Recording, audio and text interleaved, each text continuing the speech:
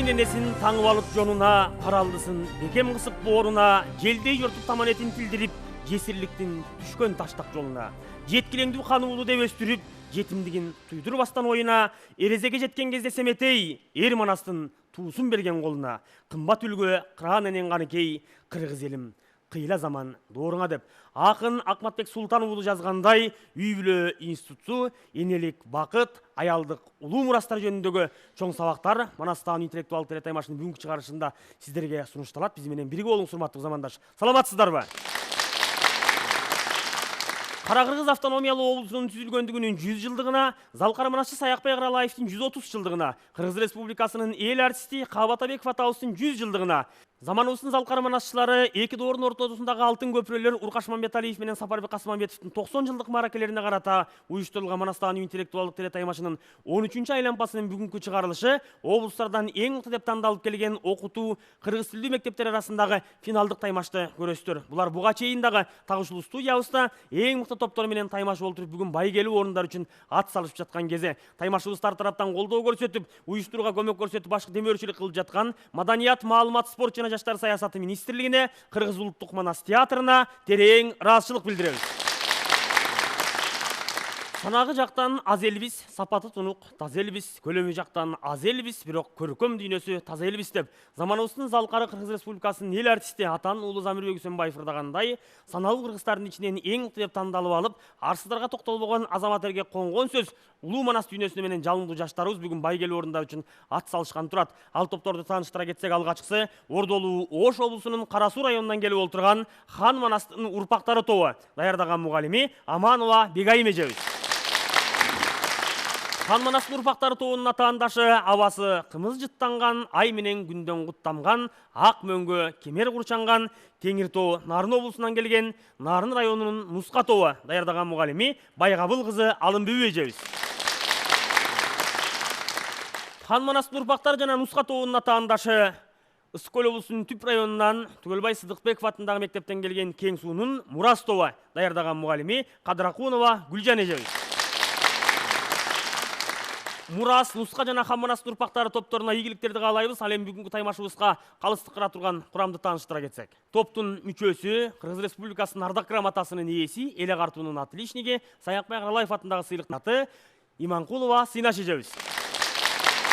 Калыстар тобунун төрагасы, республикабыздын эл артисти, Гиннестин рекордсмени Рыспай Исаков агайыбыз. Калыстар тобунун мүчөсү, Кыргыз Республикасынын эмгек сиңирген артисти, доцент, манас изилдөөчү жана манасчы Самат Көчөрбаев агайыбыз. Калыстар тобунун ичине ийгиликтерди каалайбыз дагы топ даярдап келген мугалимдер, сиздерге терең таазим этебиз. Буга чейин биз сиздер менен жарым финалдык жана республикалык таймаштын биринчи баскычында көрүшкөнбүз. Бүгүн болсо байгелүү орундар үчүн ат салышып турабыз. Мен сиздерди ыйык сахнадан байге тапшырганда дагы көргүм келет. Келген кадамыңыздарга гүл бүтсүн, ийгиликтерди каалайбыз. Сиздер даярдап келген топ бүгүн сиздерге сүйүнүч тартууласын деген жакшы тилектемин. Орун алсаңыздар, таймашыбызды баштайлы. Кадырман теле көрүүчүлөр, сиздер бүгүн финалдык баскычты көрөсүздөр. Өзүңүздөр билгендей, таймашта жеңүүчү дагы, жеңилүүчү дагы болот. Биз нагыз бүйүр кызыткан таймашты куруу үчүн күлүктүн күлүгүн, тулпардын тулпарын тандап чыгышыбыз керек. Бүгүнкү таймаштан кимиси тайтор болот, кимиси ак тулпар болот. Аны чогуу баамдайбыз. Анда таймашыбыздын биринчи бөлүмү болгон Ураан чакырууга кезек Хан Манастын урпактары тобу сиздерге берилди.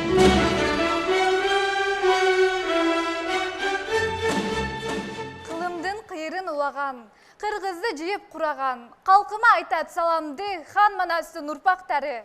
Пайгамбарлар басып өткөн, олиялар кезип келген, Сулайман тону мекендеген Ордолуу Оштон салам берем. Жапалак биздин уруубуз, жакшылап көңүл буруңуз. Биз улуу энебиз Курман жандын учугун улап келебиз. Хан Манастын урпактары учугун улап келет. Хан Манастын урпактары үрп адатын сактап келет. Хан Манастын урпактары тилин бактап келет. Хан Манастын урпактары ата журтка кызмат кыла берет. Биздин Ураан тилимде сүйлөйт манас, тилимде өрчөйт манас, элимде жашайт манас, манас, манас, Хан Манас. Мен топ башчысы Үсөнова Адеми, топтун мүчөлөрү Карабаева Арина, Өсөрова Акбермет. Ордолуу Оштун символу болгон мажурим талдын саясында чоңойгон күмүш самай алтын көкүл кыздарыбыздын Ураан чакыруусуна ийгиликтерди каалап ыраазычылык билдиребиз. Кезек алардын атаандашы болгон төрдөгү Нарын районунан келген Нуска тобу сиздерде. Мурас кылган ата салтын сактайлы, беттешүүнү салам менен баштайлы. Ийилип таазим менен биз сиздерге нуска деген атыбызды дактайлы. Узун сөздүн кыскасы, таамай айткан нускасы, кайталаңыз нукура, улуу эпос туткасы. Нарын жерин жер деген, намысарды бербеген, нуска деген ат менен таанышабыз сиз менен. Акылмандын ар сөзү кыска болот турбайбы? Эң жакшысы тандалып, нуска болот турбайбы? Өрнөк болуп элиме, үлгү болот турбайбы? Казык кылып каруусун, калкым деп манас күйүккөн, көнгү журт бөлүнбөсүн деп көз салып турган бийиктен. Бириңдеп кетпе кыргыз эл, бир түндүккө бириккен. Жашоонун толук маңызы бүт бойдон түгөл Манаста. Өчел тектин барагын өңүлүп элим карашса, биздин уран өзөгүбүз Манаста, өрнөгүбүз Манаста. Нуска тоон топ башчысы мен Мукенова Адина, топ мүчөлөрү Мукенова Жаркынай, Эзербекова Татына. Нуска тобуна дагы ийгиликтерди каалайбыз. Азаматсыздар кезек аларына таандашы болгон Түп районунан келген Мурас тобу сиздерде. Көк тиреген асказоолу жерден биз, көк жалкыран арынамыстуу элден биз, Айкөл Манас ыйыктардын ыйыгын аруу сактап, барктап дайым келген биз. Атам Кыдыр, энем Умай урпагыбыз кыргыздын, ааламдагы асмандагы эгизибиз жылдыздын. Ала канжай айланайын ак батаңды бере көр. Манас ата, Кошой ата, бата күтөт уул кызың. Манас, уран айтып, алга күчкө толгонбуз, адашпайбыз баратабыз, Манас жолун жолдойбуз. Манас ыйык, Манас улук, улуу мурасы кыргыздын, ошондуктан топтун атын Мурас деп атап койгонбуз. Манас, жашайсың сен ар бир кыргыз ханында, Манас, жүргөн сүйсүң ар бир кыргыз жанында. Манас, барда майтарылбай курчуйбуз, Манас, барсың каным менен жанымда. Биздин топ Мурас, улутум кыргыз, ураным Манас, эр Манас. Мен топ башчысы Кудайбергенова Айгерим Алтынбековна, топ мүчөлөрү Кадракунов Азим, Кудайбергенова Ханзада.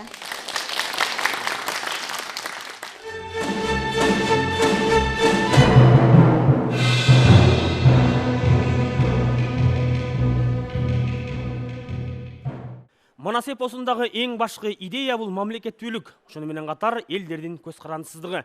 Ал эми мамлекеттүүлүктүн бекем болушу жана элдин көз карандысы болушу үчүн эмне керек? Сөзсүз түрдө ынтымак менен биримдик керек. Саякбай Каралаев өзүнүн айтуусунда эч ким бузуп ала албайт бирдиктүү элдин калаасын, ар ким жумушап кул кылат, бирдиксиз элдин баласын деп айткан. Так ошонун сыңарындай күн аймаган түндүгүбүз күлдө тепселип калбасын деген жакшы тилек менен балдарыбызга жана элибизге улуу биримдик, ынтымакты тилеген таймашыбыздын 3 жылдык бөлүмүн баштайбыз. Бакай атабыздын улуу даанышмандыгы, Манастабыз кантип 40 чорону ар кай жерден топтоп келип конфедерация түзгөндүгү жөнүндөгү кызыктуу суроолор биздин таймашыбыздын бүгүнкү 3 жылдык бөлүмүндө катылган. Алгачкы суроо Ордолуу Оштон келген Хан Манастын урпактары тобу сиздерге.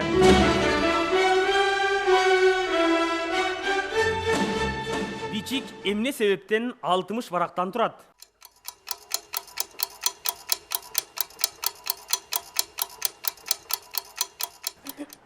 Эпосто мындайча айтылган жери бар. Болот тешиктер база өкүрүк салып ачылып, ыргып туруп карасам, ажайыпта чоңдаңза 60 барак чоң бичик деп айтылган жери бар. Бичик 60 барак болгон себеби ал калмактардын дин китеби болгон болот. Ал жерде нелер жазылгандагы бичик жөнүндө маалымат бергилечи.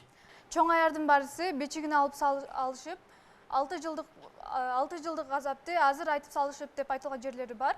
Бичикти чоң аярлар, эсенкан аярлары 6 жылдык газапты азыр билип берүү үчүн деле колдонушкан. Бичик деле дин китеп болгондуктан калмактарда ыйык китеп деп эсептелгендиктен аны ыйык деп кемитип, азайтып, эме кылса анда сыйлабагандык болуп калган деп ойлойм. Азаматсыздар, жооп туура. Урматтуу теле көрүүчүлөр, өзүңүздөр көргөндөй эпостун ичиндеги түрдүү философиялык, социалдык суроолордун бардыгы биздин таймашыбызда катылган. Бул балдардын акыл таразасын кеңейтүү максатында кошулган суроолорубуздан. Кийинки суроо сиздерге. Нуска тобу жолой кайсы жерде төрөлгөн? Жолой бул Кара Калмак улугу күн батышта туулган деп ырсаптарында баяндалган жай бар. Бул окуясы баягы Жолой дөңгө баштаган 10 000 кол каптап келген окуяда айтылып кеткен жайы бар. Жолойдун сүрөттөлүшүн билесизби? Жолой бул 6 батман буудай жеп дан жыттанган қан Жолой, 6 000 дөөнү өлтүргөн дан жыттанган қан Жолой, қан жыттанган ул элем Кара Калмак улугу күн батышта туулган жана ошондой эле бул жол билгич болгондугу үчүн Бейжиңге жол таап баргандыгы үчүн дагы аты Жолой деп Баракелде, коюлган. азаматсыздар. Жооп туура. Кийинки суроо сиздерге мурастабы. Ач буудандын бир айыбы же артыкчылыгы кайсы? Ач бууданын бир айыбы же артыкчылыгы бул бир айыбы бул калмактардын эр жолой минген ат ач буудан ошо эри пас болгондугу, алдыңкы буттары кыска, арткылары ошо узун болгондугу тууралуу айтылат. Жооп туура, азаматсыздар. Кийинки суроо кайрадан. Сиздерге Хамынастын урпактары тобу Айчүрөк быйтыны кайсы жерге таштап, андан ары сапарын улайт?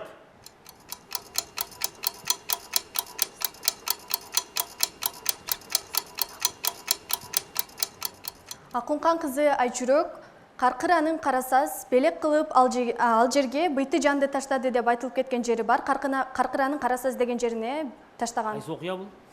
Окуясы Семетейдин жарадар болушу. Жооп туура, азаматсыздар. Кийинки суроо кайрадан сиздерге нуска. Айчүрөк жараланган Семетейди караган бакайды кайсы жерден көрөт?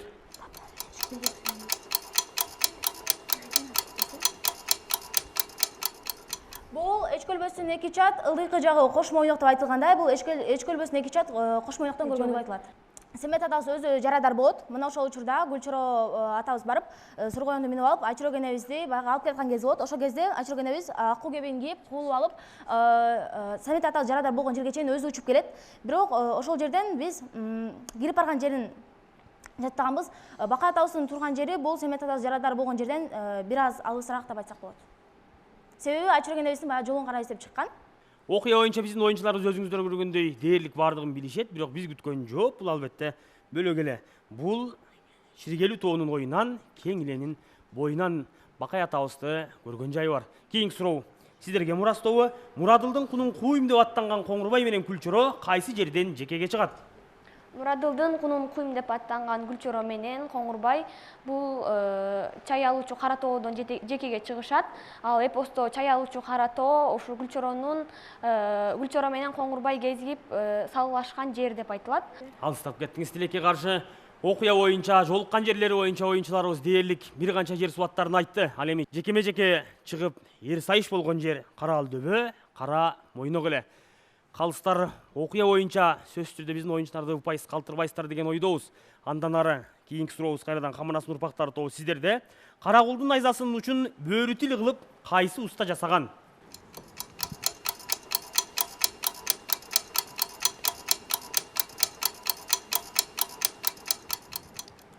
Ал Карагул Баатырдын найзасынын учун бөрү тил кылып жасаган уста бул чынма-чын уста Дотикер деп айтылып кеткен жери бар. Ал эми эпосто болсо бул Канчоро менен Карагул жекеме-жеке чыкканда Карагулду сүрөттөөдө айтылып кеткен болот. Кытайдын Дотикер устасы жасаган.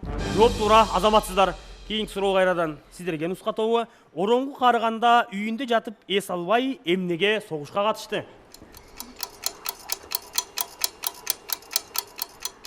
Ороңгу карыганда үйүнө жатып эс албашынын себеби анткени Коңурбай бул таласты камаган казатта Кытайдын 40 уруусун айдап келет. Мына ошол айдап келген кезинде кыркандыктын биринде Ороңгудагы отургандыгы бул кадимки Көкөтөйдүн ашында айтылып кеткен жайы бар. Ороңгу ооба карып калган, бирок кыркандыкты барып аткандан кийин алда барууга милдеттүү болгон. Жана ошондой эле Кытайдар кыргыздар менен болгон согушта дагы көптөгөн белинен ажыраган. Ороңгудагы бул Кытай хандарынын Кытайдын белдеринин биринен болгондуктан алдагы баатыр аял болгон, ошол себептен дагы Ороңгу барган. Жооп туура, азаматсыздар. Кийинки суроо кайрадан сиздерге мурас. Коңурбай калдайларын кайсы жердеги окууга жиберген? Коңурбай калдайларын бул Бейжиңден ары 5 айлык, Алтайдан ары 6 айлык чоң зыйкырчы ажыдардын окуусуна жиберген. Кайсы жерлер алар? Ажыдардын окуусу Жалгыз көздүн элинен Сууктөр деген жерден Аберген деген көлдүн жанынан болгон. Жооп туура, азаматсыздар. Кийинки суроо кайрадан сиздерге Хамынастын урпактары тобу. Сарыбай Семетейге келип кол салгыча кайсы кандыктарды чаап алган? Эки кандыкты чаап алат. Бул Күнжүт менен Калдай болгон. Сарыбай жайын сурасаң, Күнжүткө кирип кууптур, Калдай ханны соруптур, өзү жалгыз болуптур деп эпоста айтылып кетет. Окуясы бул Сарыбайдын окуясында айтылат. Азаматсыздар, жооп туура. Кийинки суроо кайрадан нуска сиздерге. Желмогуз уулу Сарыбайга эмне үчүн кыргыз баатырларынын алы жеткен эмес? Желмогуз уулу Сарыбайдын окуясында айтылып кеткен жай бар. Себеби ошол учурда баягы учуру келген эмес десем болот. Себеби баягы Карадө ошол убакытта баягы Кыязды Жедигер элине хан болуп калган, ошол жерде калган. Ал эми болсо Күлчөрө болсо бул баягы кечири айык элек болгон, жаратынан айык элек болгондуктан ал чыккан эмес. Жана ошондой эле Семетей бул кайып дүйнөсүнөн келгенде мууну бош болуп алышууга күчү келген эмес. Ал эми Сейтек болсо бул баягы таңдайынан энесинин сүтү кетпеген жаш бала болгондуктан ага кыргыз баатырларын алып жеткен эмес. Бара келди. Жооп туура. Азаматсыздар. Кийинки суроо Мурас тобуна. Желпиништи бүгүнкү Америка материги дегенге кандай негиз бар? Желпиништи бүгүнкү Америка материгине деген негиз бар. Ал мындайча айтылат. Бул Америка деген, бул деген алыс жерде, батыш деген жакта жайгашкан. Анан бул желпиништагы эпостордо көбүнчө алыс деп айтат. Мисалы барса келбес деп, алыс деп сүрөттөлөт да. Анан бул жердин түбү деп да айтылат да, жердин түбү желпиниш деп. Анан бул Америкадагы ошо бизге алыс болгондуктан ошого негиз кылсак болот. Окуучуларыбыз кайсы бир деңгээлде өздөрүнүн ой жорумун берди. Ал эми биздин ата бабаларыбыз жердин түбү дегендиги бизге күн тийип турган болсо, ал жакта ай чыгып тургандыгын, аларга күн тийип турган болсо, бизде түн болорлугу жөнүндө дагы баяндап кетишет. Ушунун негизинде жер тоголок формада шар түрүндө айлангандыктан жердин түбү астын үстүн болуп калгандыгы жөнүндө дагы баяндашкан. Калыстар өз баасын берет деген ойдо сапардан да нарулантабыз. Кезектеги Хамманас турпактар тобуна берилчү суроо тест түрүндө экран аркылуу берилет. Назарыңыздарды экранга бурабыз. Үмөтөйдүн тулпары. А варианты кулагер, Б варианты жармаңдай, В варианты көгала. А варианты кулагер. Жооп туура, азаматсыздар. Кийинки суроо нуска тобу сиздерге. Барганыңдан келбей кал, базар үйүн көрбөй кал деп Семетейге ким айтат? А чачкей, Б айчүрөк, В куялы. Биздин жообубуз Б варианты айчүрөк. Жооп туура, азаматсыздар. Кийинки суроо Мурас тобу сиздерге.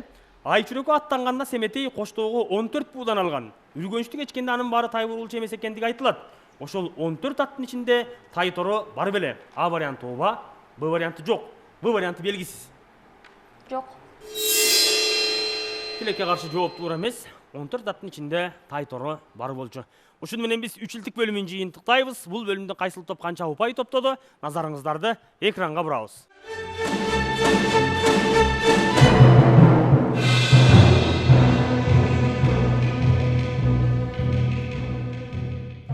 Таймашыбыздын кезектеги сыр уржун бөлүмү өзүңүздөр көргөндөй таймашыбыз бүйүр кызыткан нагыз кырчылашкан кыл таймаш болуп жаткандыгын көрүп жатасыздар. Оюнчуларыбыз саналуу көзүрмөмдерден таймаштан сырткары апелляция да бериши мүмкүн болуп турган жагдай жаралды. Анын бардыгын алдыңкы мүнөттөрдө чогуу көрөбүз. Себеп дегенде жеңиш, ийгилик сөз түрдө түмөн түйшүктүн артында гана болот. Ал эми алдыдагы бөлүктөрдө биз топторубузга ийгиликтерди каалайбыз. Сыр уржунга келиңиздер.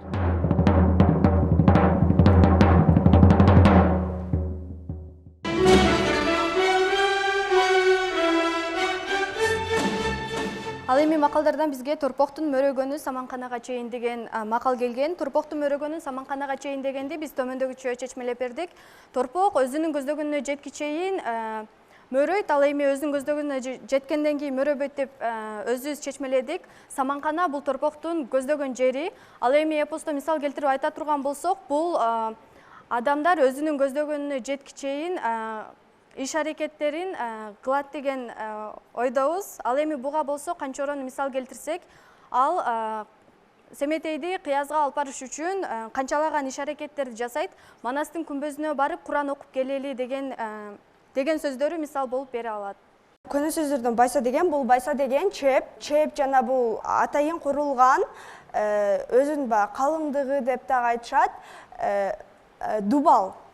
Ал эми буга эпосто мисал келтирип айтсак, бул Эсенкандын ордосуна барганда дарбазасы чылчоюн түбүн таштан арттырган, ачарында буратып, 40 кычыр 40 өгүз буратып атып жаптырган дегенди мисал келтирсек болот.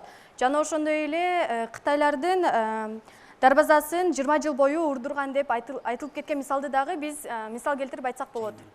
Ал эми нуска тобуна көнөргөн сөздөрдөн ала кула көрүү деген сөз келген. Бул сөздү чечимлесек, бул теңсинбөө, бирдей баарына бирдей тегиз карабоо, бирдей мамиле кылбоо дегенди түшүндүрөт. Эпосто мисал келтирсек, бул Жакыпты мисал алсак болот. Себеби Жакып Манастабызда баягы 6 айда жүргөндө малымды бир чаш деп Манастабыздан балалыктан кечип койгон жай бар. Баягы Бакайыбыз Ажыбайды Жакыпка жибергенде баягы Каныкейге куда түшүп барабыз деп. Ошондо Жакып бул балекеттүү манаска балекеттүү манастан балалыктан кечкенмин, мен манаска мал эмес кысыр тайын бербейм деп, манас байкасам багып алар муунум бар, байкасам 6 уулум бар деп, баягы Жакып манас атабызды өзүнүн 6 уулунан кем көрүп койгон, баягы бардык баласына тегиз караган эмес десек болот. Бизге нускатана макала каптардан баканы багынан шумкардын шор артык деген макала кап келген. Муну чечмелей турган болсок, баканы багынан шумкардын шор артык деген бул бакам канчалык бактылуу болбосун, бул анын өмүрү сазда өтөт. Анткени ал сазда жашайт. Ак шумкар болсо, бул ал эркен жандык, асманда көкөлөп эркиндикте учат. Шорду болгону менен асманда эркиндикте көкөлөп учат дегенди көкөлөп учат.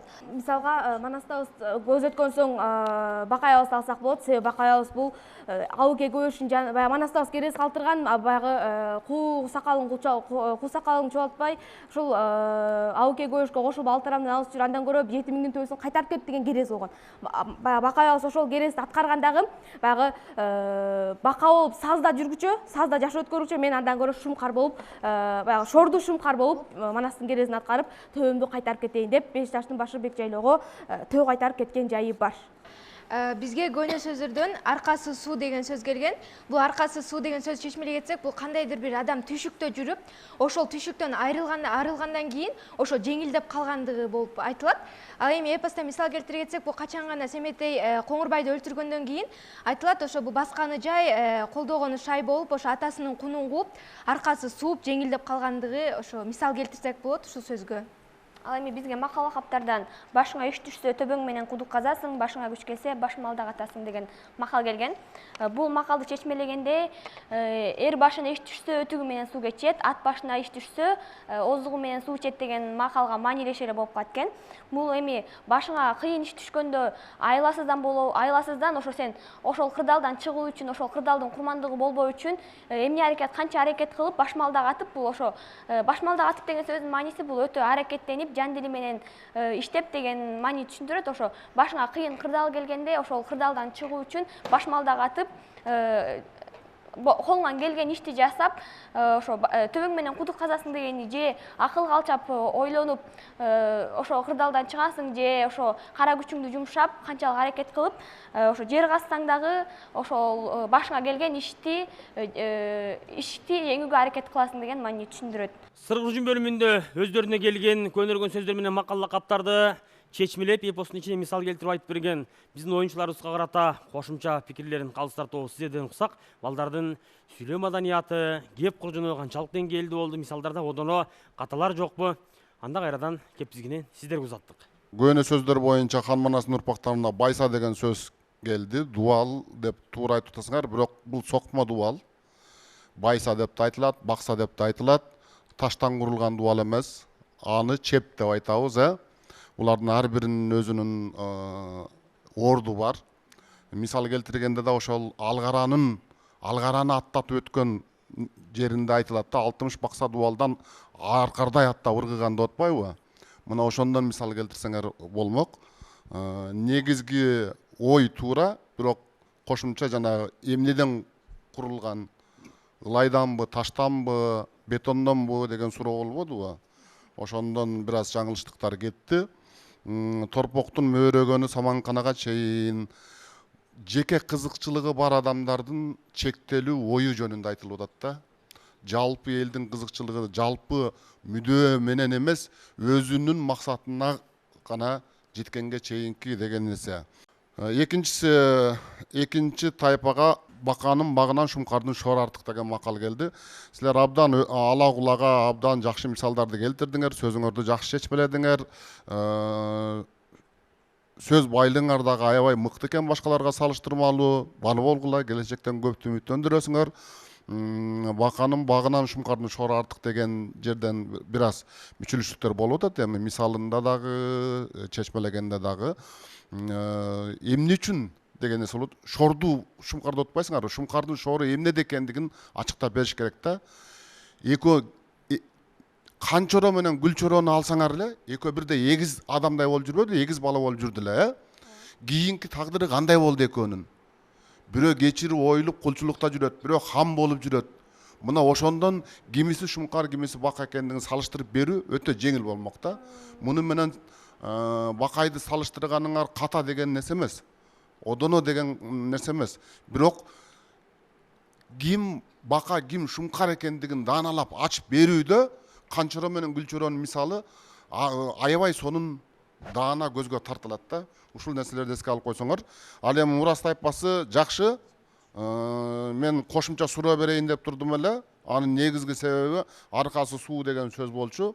Бул аркасы суу дегенде аркасы суу болуп калабы, нымшып калабы, тердеп калабы деген түшүнүк да болуп калышы мүмкүн эле. Бирок аны өз сөзүңөрдө аркасы суу муздап калуу деген, терин кургап калуу деген нерседе катары айтып аткан оюңар өзүңөрдүн сүйлөгүңөрдөн далилденип калды. Мыкты, баракелде, жакшы.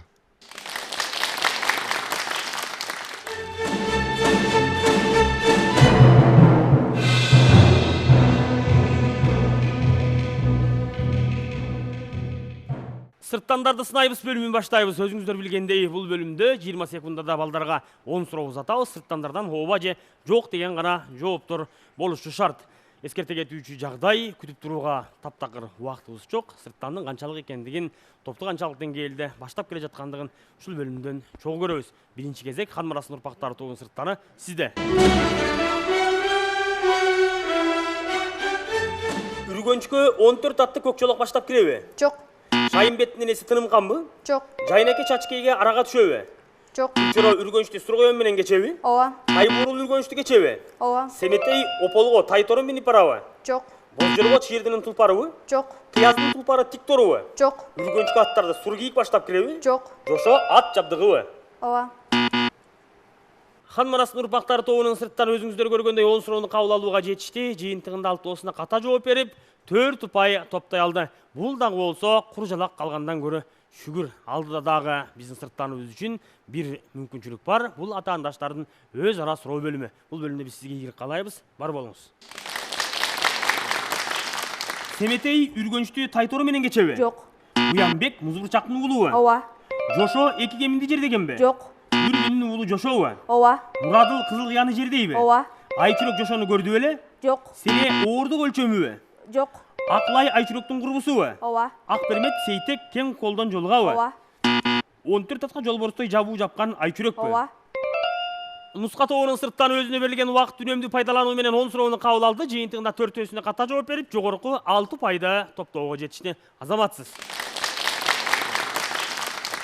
Түмөнбай Жетигердин билерманыбы? Жок. Түмөнбай Оогандын билерманыбы? Ооба. Түлкүнүн уулу Түмөнбайбы? Ооба. Ажыбай Оогандын акылманыбы? Жок. Түмөнбай менен Ажыбай тууганбы? Ооба. Ак жолтой Олуяга чөлдөн жолугабы? Ооба. Алмабач кылычтын түрүбү? Ооба. Сугоёндун мекени Каптообу? Жок. Мар жыланбы?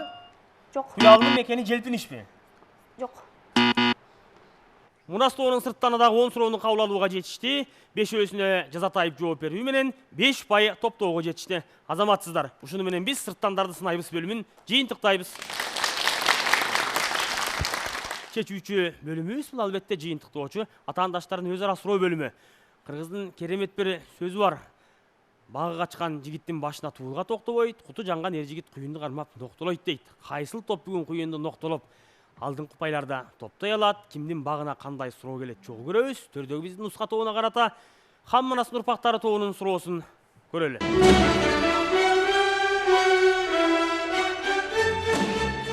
Биздин сурообуз төмөндөгүчө. Назыр деген эмне эпосто кайсыл жерде кездештиребиз?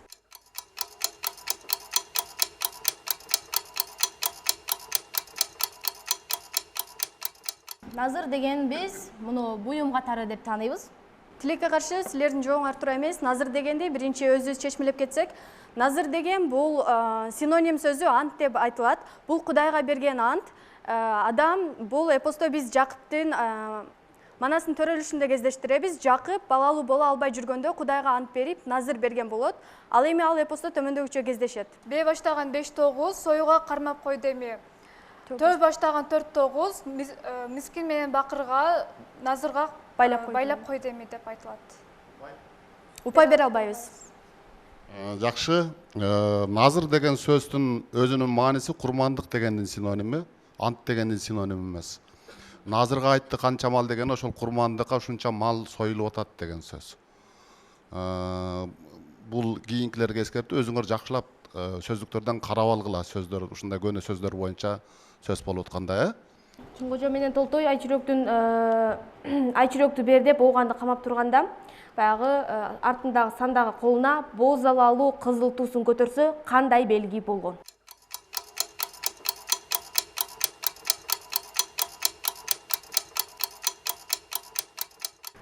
Биздин жооп мындайча, артына кызыл ала туу көтөрсө, бул ошо айчүрөктү бербесең кыргын кылып, кан төгүп кетебиз деген мисалда туу көтөрүшкөн. Кызыл ала туу болуп, бой бойлогон чуу болуп деп айтылып кетет эмеспи? Ошол сыяктуу, ошо бул кызыл ала туу көтөргөндө Акун хан айчүрөктү сурап келгендигин, болбосо кыргын боло тургандыгын билсин деген мааниде. Туура жооп бул боз алалуу кызыл туу кайран кожо шилтесе түшкүн деген кеп экен. Жедигердин баарысы жайнап аттан түштөмү деп ысаптарында айтылгандай эле. Бул баягы желегин көтөрсө, шилтесе бардыгы аттан түшкүлө деген сөз болгон. Белги бул аттан түшкүлө деген болгон. Упай бере албайбыз. Рахмат. Мурас тобу Хан Манастын урпактарына суроо узатыңыздар. Бөлөкбай Манас менен канча сапар дос болгон?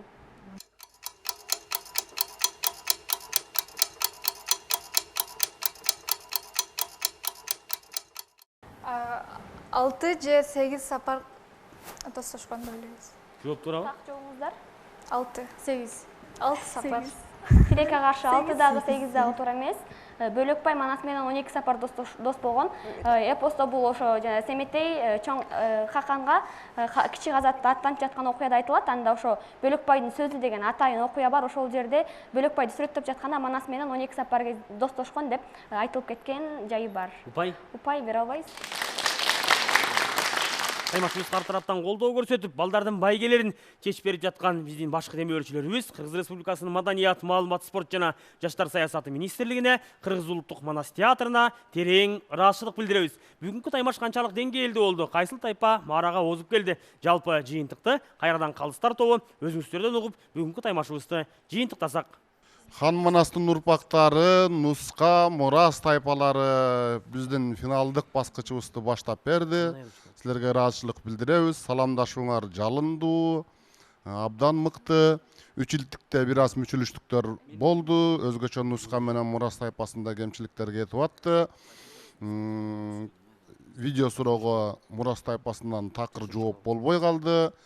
Сыр куржундагы кемчиликтерди айтып өттүк. Сырттандар баарыңарга көз көрүнө болду. Ал эми өз ара суроодо, маселен, Мурас тайпасынын Хан Манастын урпактарыны тайпасына берген суроосу бул дайым такай айтылып келген нерсе да.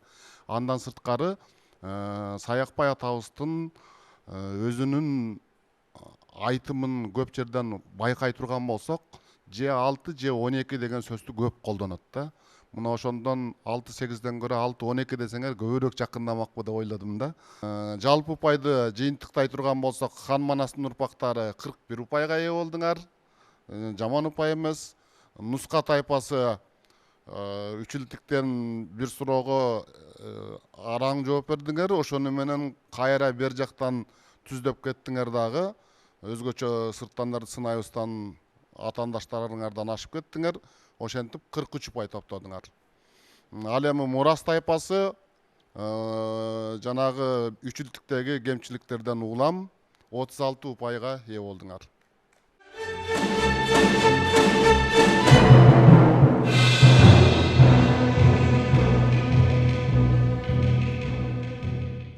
Байрактуу Бакай атабыздын журту, сиздер бүгүн республикалык таймашыбыздын финалдык баскычын, байгелүү орундар үчүн ат салышкан топтордун таймашын көрдүңүздөр. 13-чү айланпабыздын бул чыгарылышына чейин облустарда, райондордо жана өрөөндөрдө болуп олтуруп 100 миңден ашуун окуучу Улуу Манас эпосунун ичиндеги руханий баалуулуктар менен сугарылды. Бүгүн көрсөтүүбүздү кыялдарда өчпөс болгон элеси, кыраан жетпес бийик сабыр сереси, замандарды таразадай какчарган, закымдаган акыйкаттын жебеси, калкын сактап, уулун кыйган өлүмгө курман жандай болот кыргыз энеси деген керемет ырсаптар менен жыйынтыктайбыз. Кайрадан жалындуу жаштар менен көрүшкөнгө чейин журтубузда ийин тийишкен ынтымак, бир жакадан баш, бир жеңден кол чыгарган ички биримдик өкүм сүрсүн.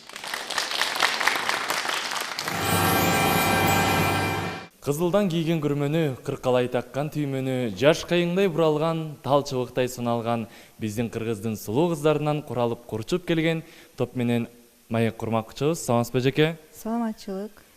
Таймаш кандай өттү эжеке? Даярдыктар кандай болчу? Деги эле сиз ойлогондой болду таймаш? Таймаш эң жогорку деңгээлде өттү. Кырчалышкан сынактар менен биргеликте коштолду. Биз албетте жогорку деңгээлде даярданып келгенбиз. Канткенде да сынак, бирок биз ойлогондой бир аз мүчөчүлүктөр болуп калды. Айтсаңыз, Манас эпосу башка китептердин айырмачылыгы кара сөз түрүндө эмес, ыр түрүндө болгондуктан, эң алгач Манас эпосун окуп жатып кыйынчылыктар болду деги эле Манас эпосунун ыргагын укканда, көргөндө сизде кандай сезимдер болду? Биринчи Манас эпосун окуп баштаганда бир аз түшүнбөгөн сөздөр болду, бирок аларды биз чечмелеп, сөздүктөрдөн издеп, туура чечмелегенге аракет кылдык. Эжеке, айтсаңыз, быйыл жеңиш болсо, же жеңилүү ызасы болсо дагы, кийинки жылы сиздер келесиздерби, дагы даярданасыздарбы? Албетте, бул Манас деген бул кыргыздын басып өткөн жолу, басып өткөн тарыхы. Буну биз калтырбашыбыз керек, биз муну улантышыбыз керек. Кыздарыбыз, жаштарыбыз сөзсүз албетте муну улантат. Баракелде, сиздерге ийгилик каалап, жеңишти жеңип, байгени еңип кетет деген үзгү ой тилектебиз. Эч качан маанайыңыздар чөкпөсүн, алга умтула бериңиздер. Манас эпосунда Сумшо деп берилген азыркы аталышы Нарын жергесинен келген топ менен маек курабыз. Саламатсызбы эжеке? Саламатчылык. Эжеке, айтсаңыз, даярдыктар кандай болчу? Деги эле сиз күткөн оюн болду, адилеттүү болду? Ооба, биздин даярдыгыбыз аябай жакшы болчу. Бирок жеңиш деген жеңиш. Биз өзүңдү эр ойлосоң, башканы шер ойло дейт. Биз сыяктуу көптөгөн командалар келди. Күлүктөн күлүк чыкса, 4 аягы тыбырайт дегендей, баардык командалар күчтүү экен. Биз дагы ошолордун катарында болдук. Ушул жерге келгендин өзү жеңиш болуп, биз сыймыктанып атабыз дагы эле. Айтсаңыз, Манастан интеллектуалдык телетаймашынын кайсыл тармагынан бир аз кыйынчылыктар болду? Деги эле оюнда кайсыл жактан бир аз жаңылып, аксагандай болдуңуздар? Негизи эле бул көбүнчө жер суаттары тууралуу суроо берилгендиктен негизи даярдануудагы абдан оор болду деп айтсам болот. Жана ошондой эле бүгүнкү таймашта дагы кичине жер суаттарынан аксап калдык деп айтсам болот. Жана ошондой эле бул колдонуудан чыгып калган көнүргөн сөздөр чечмелөө биз үчүн дагы жана ошондой эле эпосто мисал келтирүү биз үчүн оорго турду деп айтсам болот. Чоң рахмат. Кантсе дагы азаматсыздар, көптөгөн ийгиликтерге жете бериңиздер. Сиздерге албан ийгиликтерди каалайбыз. Кыргызстандын бермети болгон Ысыкөл жергесинен келген топ менен маек курабыз. Саламатсызбы эжеке? Саламатсыздарбы? Эжеке, айтсаңыз, Манастан интеллектуалдык телетаймашынын финалдык баскычы кандай өттү? Адилеттүү болду? Кайсыл жагынан аксагандай болдуңуздар? Биз республикалык турга биринчи келип катышып жатабыз. Финалга чыгуу дагы биз үчүн чоң кубаныч болду. Финалдык турда бөрсө окуучулар жакшы жооп беришти. Бардыгы туура упайлар берилди деп ойлойм. Окуучулар бирок биринчи катышып жаткандыктан болгон аракеттерин кылышты. Жакшы жооп беришти. Бар болуңуз эжеке, сизге дагы кийин дагы албан ийгиликтерди каалап, буну менен чөкпөйсүздөр, тескерисинче дем күч алып, кийинки жылы дагы күчүңүздөргө күч кошуп келесиздер деген үзгү ой тилектебиз. Айтсаңыз, Манас эпосунда аялдардын ээлеген ролу кандай? Менин оюмча бул кыргыз айтылат эмеспи, аял жакшы, эр жакшы, вазир жакшы, хан жакшы дегендей эле. Ошол сыяктуу эле бул аялдын ролу, бул ошо күйөөсүн, ошол баатырды адам кылган, андан ары өркүндөп өстүргөн адам деп ойлойм. Мисалы Канике энебизди, Айчүрөк энебизди алсак, ошо баатырларына согуштук кийимдерин камдап берип, ошондой эле мындай оорун колдон алып, жеңилин белден алып дегендей ошо ар дайым колдоп, коштоп келишкен. Менимче аялдын орду чоң. Азаматсыздар, биринчи жолу катышып республикалык телетаймашка эң жогорку баскычка чейин жетүү бул өзү эле жеңиш деп ойлойбуз. Ошондуктан сиздерге дагы ийгиликтерди каалап, кийинки жолу жолугушканча аман болуңуздар.